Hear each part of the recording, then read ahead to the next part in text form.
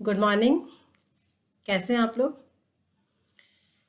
कल अपन ने जो पढ़ाई की थी, जो कि मातृकला एवं शिशु पालन का जो सेकंड पेपर है, उसको अपन अकॉर्डिंग टू सिलेबस जो चल रहे हैं, उसी को आज आगे अपन कंटिन्यू करते हैं। कल अपन ने जो पढ़ा था, मैं वापस रिपीट कर देती हूँ कि कल अपन ने पढ़ा था कि गर्भावस्था में कैलोरी की मांग होती है, प्रोटीन की होती है। मतलब गर्भावस्था में जितने भी न्यूट्रिएंट्स होते हैं, न्यूट्रिएंट्स मतलब पोषक तत्वों की मांग थोड़ी बढ़ जाती है, क्योंकि वो अपने गर्भ में एक बच्चा धारण की हुई होती है। अब उसमें मैंने आपको कैलोरी कितनी चाहिए उसका मैंने पूरा बता दिया था, और ये भी बोल दिया था कि कैलोरी का, प्रोटीन का, और मैंने वसा के बारे में भी बता दिया था, जो कि मेरे बोर्ड पे लिखा हुआ है कि देखिए वसा का भी मैंने बता दिया था। और अब आज अपन नई क्लास शुरू करते हैं कैल्शियम से। कैल्शियम जो होता है, तो उसको देखने के लिए आपको ये देखना आवश्यक है कि कैल्शियम की जो मात्रा होती है, कैल्शियम जो बहुत ही मेन सोर्स होता है, ये मैं बाद में बताऊंगी कि दुगने से भी अधिक, जैसे 500 से 600 ग्राम कैल्शियम की अतिरिक्त आवश्यकता होती है। जितनी आवश्यकता एक आम अवस्था में होती है, वो गर्भवती महिला को 500 से 600 ग्राम कैल्शियम अतिरिक्त उसकी आवश्यकता होती है। क्योंकि कैल्शियम जो होती है वो बोन्स बनाने का काम करती है, दांतों का काम करती है, मसल्स में, और भी उसके कई कार्य होते हैं जो कि कैल्शियम के द्वारा ही निर्मित होते हैं। तो कैल्शियम जो होता है उसके बारे में मैं और भी कुछ बताना चाहूंगी आपको कि league of Nations technical commission, league of Nations, league of nation technical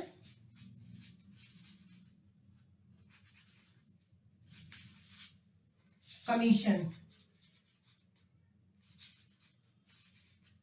के द्वारा जो बताया गया है, वो ये बताया गया है कि कैल्शियम जो होता है वो पर्याप्त मात्रा में अगर स्त्री को नहीं मिलता है, गर्भवती महिला को या किसी आम व्यक्ति के लिए भी आप जोड़ सकते हैं, क्योंकि आम व्यक्ति के लिए तो ये सब चीजें आवश्यक है ही, लेकिन इस समय अपन जो पढ़ रहे हैं वो ये पढ़ाई कर रहे हैं कि गर्भवती महिला के लिए, एक आम महिला के लिए जो जरूरत होती है पोषक तत्वों की, उसके अतिरिक्त उन्हीं पोषक तत्वों की अतिरिक्त कितनी आवश्यकता होती है, क्योंकि इस समय वो अम्बेलिकल कॉर्ड के थ्रू अपने बच्चे को भी फीड कर रही है, और वो सारे के सारे पोषक तत्व जो कि वो खुद ग्रहण कर रही है, वो उसके बच्चे को भी वही ग्रहण करने पड़ रहे हैं। अगर वो कम करेगी तो बच्चा अस्वस्थ होगा, और अगर अच्छे से करेगी, ठीक करेगी, तो बच्चा स्वस्थ होगा।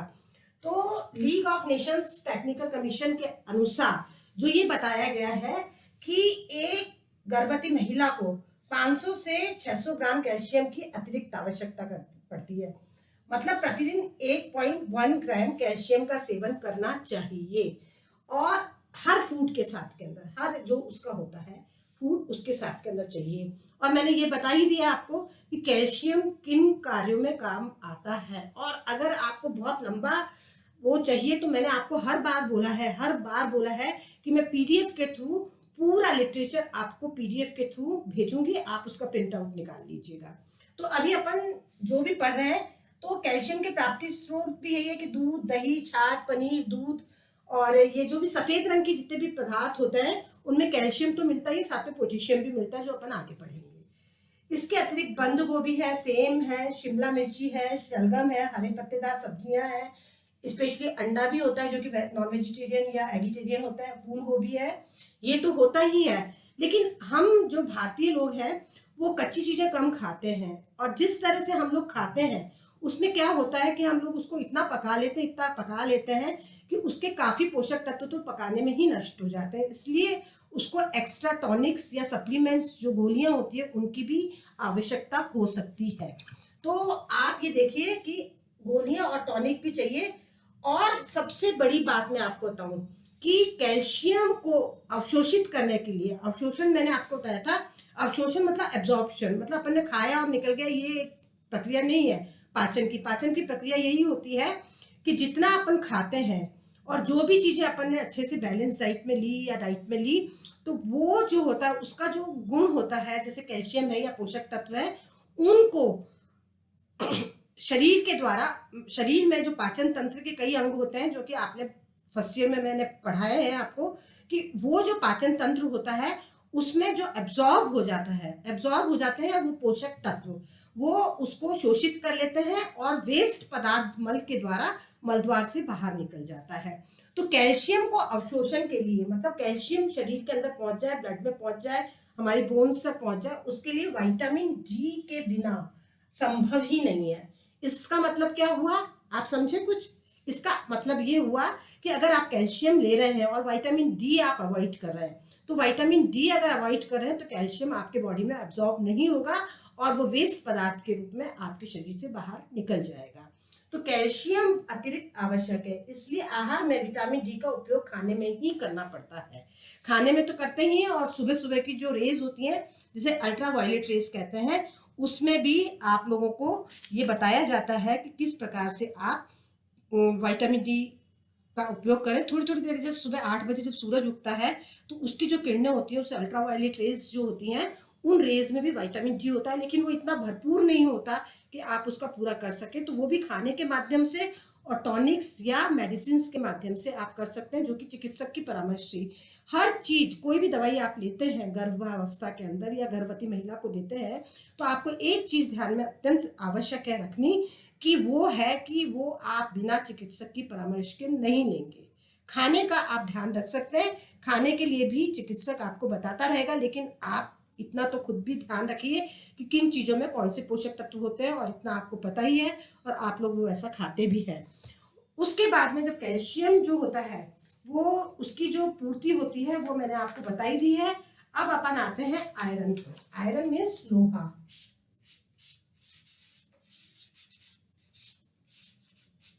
लोहा सामान्य तौर पे इसे जो बोला जाता है, आयरन जो बोला जाता है, वो होता है हीमोग्लोबिन लेवल बढ़ाने के लिए, मतलब आपके शरीर के अंदर खून की मात्रा और अच्छा खून ब्लड ग्रुप बनाने के लिए। ब्लड ग्रुप तो आपका सॉरी, ब्लड ग्रुप तो आपका ऑलरेडी सेटल्ड है, आपको जन्मजात ही मिल गया है, माँ के भ्रूण में ही मिल गया है। और अब आपको जरूरत होती है लोहे की, जो कि आयरन जो होता है वो जितनी भी हरी सब्जियां होती हैं, हरी सब्जियां, ये स्रोत मैं आपको बता दूंगी, क्योंकि अपन जितना लंबा अगर लेक्चर करते हैं, उस लेक्चर के अंदर एक टेक्निकल प्रॉब्लम आती है कि उसको अपलोड करने में बड़ी प्रॉब्लम होती है। तो मैं आपको शॉर्ट में बताती जाऊंगी और पीडीएफ के माध्यम से आपको नोट्स भेजती जाऊंगी। तो आयरन जो होता है उसकी मात्रा आपको डेली जो लेनी पड़ती है, वो अतिरिक्त मात्रा जो होती है वो 300 mg तक एक्स्ट्रा लेनी पड़ती है, जो कि एक सामान्य महिला से अतिरिक्त होती है। और ये जो आयरन होता है वो स्पेशली ब्लड को बनाने का कार्य करता है, जिसमें हीमोग्लोबिन जो लेवल है उसको हायर करता है। जिसे कहते हैं ना कि मैंने कल भी बताया था आपको कि आप लोगों को ये बताया था कि जब हम लोग कॉलेज में टेस्ट कराते हैं तो आप लोगों का हीमोग्लोबिन लेवल इतना कम आता है कि आप ब्लड डोनेट ही नहीं कर पाते हैं। तो मैं आपको वापस कह रही हूँ कि आप खाने के माध्यम से आयरन का उपभोग करें। और मान लीजिए गर्भावस्था में पहुंचते तो क्या करेंगे, आप क्या करेंगे? क्या आर्टिफिशियल तरीके से अपने पे खून चढ़वाएंगे?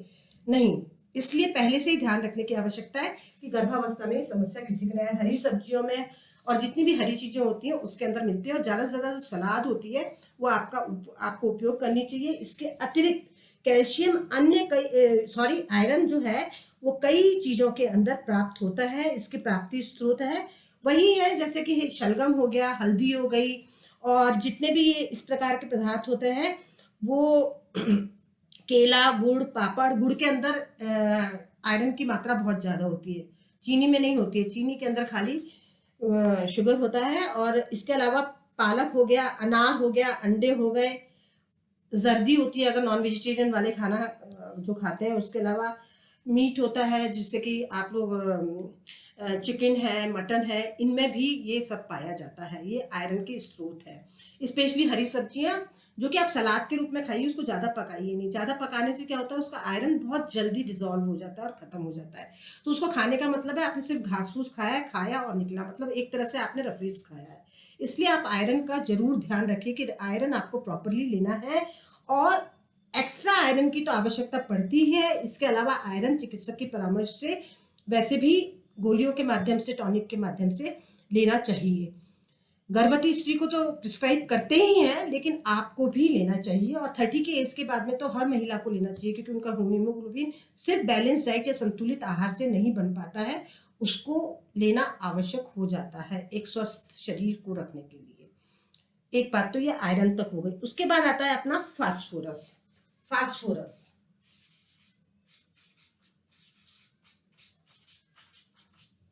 फास्फोरस जो है, फास्फोरस जो होता है ये कैल्शियम के साथ साथ फास्फोरस भी गर्भवती स्त्री के लिए अत्यंत आवश्यक है। गर्भस्थ शिशु के अंदर अस्थियों का निर्माण करने में, दांतों का निर्माण करने में इसमें फास्फोरस की अतिरिक्त आवश्यकता पड़ती है। और ये भी उन्हीं चीजों में पाया जाता है जिसके अंदर की, जैसे दही है, छाछ है, शलगम है, इन सब में, पनीर है, चीज है, बटर है, और इन सब में फास्फोरस पाया जाता है। और फास्फोरस की सबसे अतिरिक्त मात्रा जो होती है वो केले में बहुत ज्यादा होती है।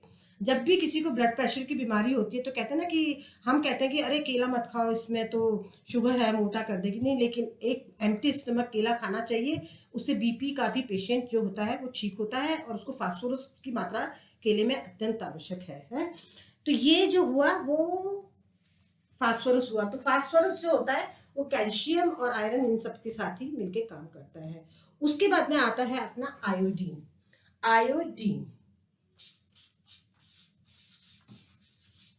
आयोडीन आयोडीन की अतिरिक्त मात्रा होती है।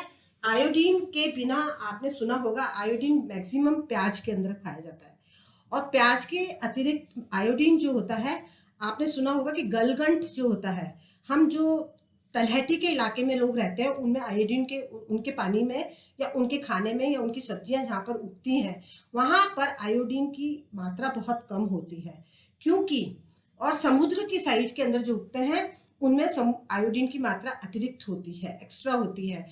तो इसीलिए कहते हैं ना पहाड़ी प्याज है, ये प्याज है, तो उसमें आयोडीन की मात्रा। और आपने ये भी सुना होगा कि जो सॉल्ट होता है आजकल, पहले तो जमाने के अंदर नमक जो होता है उसके डले खरीद के घर में ही नमक कूट लेते थे, लेकिन आजकल मिला करते आयोडीन का नमक, जिसमें आयोडीन एक्स्ट्रा डाला गया है। तो सॉल्ट के अंदर भी आयोडीन होता है, और एक्स्ट्रा इसलिए डाला जाता है कि आयोडीन की कमी से गलगंट, जिसे कहता है कि गॉइटर नामक एक रोग हो जाता है। आपने देखा होगा कि किसी किसी का गला जो होता है वो एक्स्ट्रा निकला होता है, वो गलगंट रोग कहलाता है। तो उससे बचने के लिए, और आयोडीन जो होता है ये भी इन सब के साथ मिलके वही दांत और ये सब बनाने का कार्य करता है। दांत है, हड्डियां हैं, मसल्स में भी है, लिगामेंट्स हैं, और सभी चीजों के अंदर इन पोषक तत्वों की आवश्यकता होती है। तो आज अपन ने ये सब पढ़ा, अब अपन आगे करेंगे। लेकिन मेरे को आपसे एक शिकायत है जो मैं आपको करती हूँ कि मैंने अभी तक इतना पढ़ाया आप लोगों को, लेकिन आप लोगों की तरफ से अभी कोई रिस्पांस मेरे पास नहीं आया। प्लीज़ आप रिस्पांस दीजिए। मैं व्हाट्सएप पर हूँ, अपनी social distancing body to body है, व्हाट्सएप पर नहीं है। Please, thank you and bye.